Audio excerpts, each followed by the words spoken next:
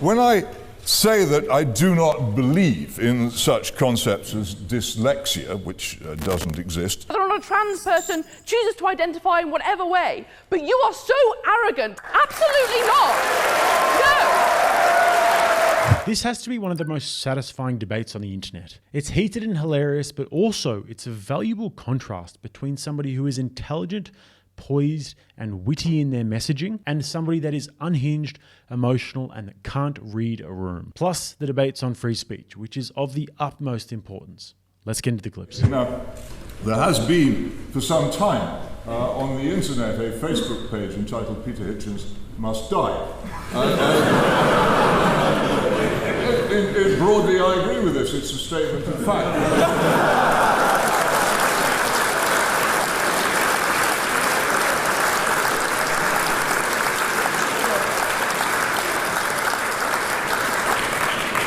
Alas, there are some people who actually take it as a statement of purpose, and indeed not all very. That it is currently funny, but will it always be so? And not very long ago on Twitter, where the electronic mob is not very keen on me, a gentleman regretted, a citizen of Oxford regretted that he had not kicked me off my bicycle when I was riding across Magdalen Bridge, and it was sincere. And my personal characteristics, such as they are largely unknown to the people who hate me. I don't know them. They don't know me. They hate me because of what I think, because of what I say, and because of what I write. And that is what is so important about this debate. In this dispute, what the offensive person has actually said is seldom very important. It is what the offended person believes him to have said that counts. And this is the process into which we are rapidly entering as a society. We're moving towards a strained dictatorship of rage, where any approved group or any approved person's fury is sufficient to trigger calls for the denial of platforms, for the ostracism of one kind or another of that person, in effect, for the silencing of those people and the suppression of their opinions. This is a sinister development. It's even begun to affect figures such as Germaine Greer, one of the founders of the modern left and of the liberal world in which we live, who by allegedly denying the existence of transphobia found herself accused of hate speech and urged, not just urged, but informed that efforts would be made to keep her away from the city of Cambridge in future. Why is this so fantastically sinister, this attitude towards people and expressions of opinion? Guys, if you're enjoying this video and if you love these debate breakdowns, then feel free to chuck me a like, help me out with my algorithms, leave a comment on this, subscribe to the channel, and turn on all those notifications. Back to the clips. Because it is irrational, even medieval, though that is probably a libel on the Middle Ages, which in places such as this allowed free thought to flourish rather more than it flourishes here today.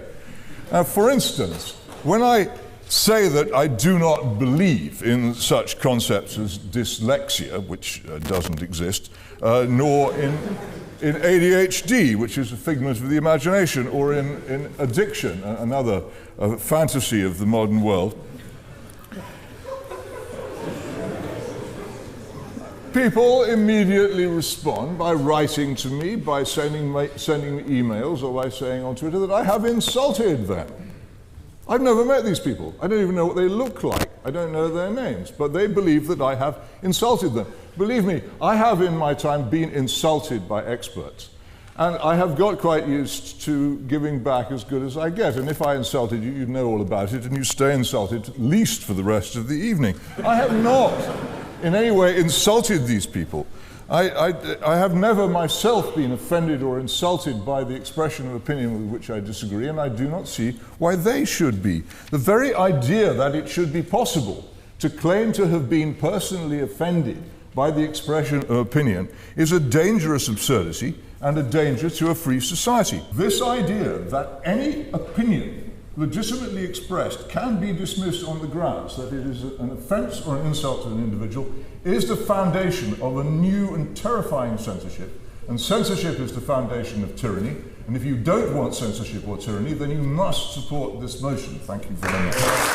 Now, a lot of people give Peter Hitchens a lot of shit, but I really like the guy. I find him not only adorable in the sense of like a disgruntled grandpa who's been prematurely awoken from his nap, but also, like his late brother, he's very wise, witty, and charming in the most British sense. He's a guy who's also a former Marxist, and he's done the full character arc over his time, and he's come to his senses. And he was even in Russia for the fall of the Soviet Union, so a lot of life experience to draw upon. But mostly, I find him very authentic and honest. And he is a true believer in free speech. He's not one of those people who's like, yeah, I really believe in free speech, but that guy's really mean. He shouldn't have free speech. No, he really believes this stuff, as seen by the fact that he was just laughing about a Facebook page that calls for his death. Imagine the fits and the existential crises that the blue-haired mob would have if the exact same thing were to happen to somebody who they consider a part of the oppressed communities. It would be international news. We would all have to take a knee, statues would be ripped down, and random white people would start getting harassed at restaurants. But in all seriousness, I really appreciate anybody who stands up for free speech, because in my opinion, it's one of the biggest markers of character that you can see in somebody. And I always find it interesting to observe. Think about it. What kind of a person would want to shut down and disallow somebody else's speech? A coward is who? Somebody who's scared of ideas. Somebody who has a closed mind and is not interested in the art of pursuing ideas and potentially having their minds changed. Somebody who would rather use authoritarian means to control ideas. And believe me, this is somebody who we would never, ever want to reach power, because we've seen throughout history how those people govern. And then you see the individuals who are all about free speech. They're willing to discuss ideas with anybody in an open forum where they'll have their ideas challenged. And we can see in the most raw and authentic form if they crumble under the weight. And this might be a bad analogy, but fighting is what I always go to. In the UFC, you've got all the best fighters in one organization. So the best always end up fighting the best. So at all times, we know in every weight division who the best fighter is. In boxing, however, they've got all of these different bodies, and the fighters fight in different organizations. So oftentimes, the best fighters in the world will avoid fighting each other. So it's actually much harder to ascertain who the best boxer in the world is. And debating, in my opinion, is the same. We always want to have the best fighting the best, so we can allow the cream to rise to the top, and we can all be enriched by that knowledge. Peter and Brendan stood up here and complained that us students, people like Tim and me, are engaged in a discourse of censorship, that we want to silence them. I mean, funny, you don't seem very silenced. For a start, you're here. For a second, you still have your national newspaper columns. Apparently, I don't read them, but people tell me they're still out there. So what you're really saying is that, not that we're trying to silence you, but that we have the audacity to try and erode the platform that our racist and misogynistic society has given to two privileged white men. That is what we are guilty of doing. What you are saying is you personally have a right to that platform, which other people are not given, that you personally should maintain hegemony over that platform. What we are saying is move the hell over. Other people deserve that platform. Other people who are not white, who are not men, and who are not of the people that you call privileged. Move over. And in order to do that, you have to create a space where those people can actually enter into that discourse. What I want to talk about, oh no, thank you, is the discourse of hypocrisy. Because when they stand up here and say that they're engaged in free speech and they want free speech for everyone, they are actively denying the discourse of censorship that they are involved in. Brendan, when he refuses to recognise trans people's preferred pronouns and actively misgenders them in his national newspaper columns, is engaged in a discourse of censorship. He is saying, this is language to which I object. People calling themselves she when I think they are male is a language to which I object. I'm not going to recognise it, and I'm going to say that it is wrong. That is engaging in a discourse of censorship. It's also so arrogant to engage in that discourse when you are not a stakeholder in it. It matters nothing to you whether or not a trans person chooses to identify in whatever way, but you are so arrogant as to think that you are allowed to censor them from doing that. Utterly repulsive.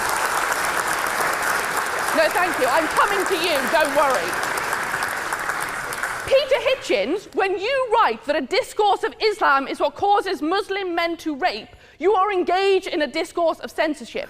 You are saying that the discourse of Islam is something that is wrong, something that should not be allowed, something that you object to.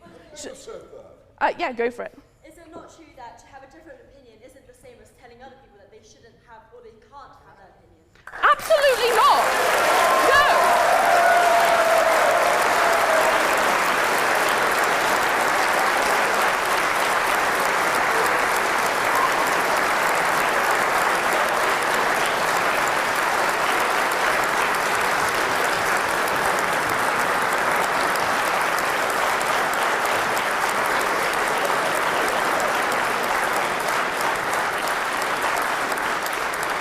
The rest of the speech just pretty much goes, nah, nah, nah, nah, white man bad, ism phobe, screech, screech, virtue signal, victim, victim, trans. Ladies and gentlemen, here we have an individual who has been touched by the ideological devil. This lady is a student at Oxford, the foremost educational institute in the world. She's dressed as though she's about to attend a cocktail party on the Titanic, whilst at the same time berating other people about being privileged. You cannot even begin to imagine the chutzpah that one must possess to do such a thing. To stand up there and complain and yell about people in power and positions of privilege and tell them to move over. And this is why, when the audience got the chance, in one of the most beautiful moments that's ever happened in the history of Earth, they drowned out the sound of this woman for as long as possible, as if she were nails on a chalkboard or snoring on a plane. And how satisfying it was to watch. Surely, at this moment, one has an introspective moment of realization where they think, I'm pretty emotional right now. I've made a series of unfounded personal attacks at somebody right after I said that I actually never read their work, and now everybody in the crowd is trying to drown out my annoying voice. Maybe I need to slightly reconsider what I'm saying and how I'm saying it, but no. And that's the story of my generation, unfortunately. And if you guys enjoyed this, once again, hit those links in the bio and at the top of the comments. And if you guys want to watch another video, click right here. Until next time, I'm Jake. This is Rattlesnake TV, keeping you armed and dangerous.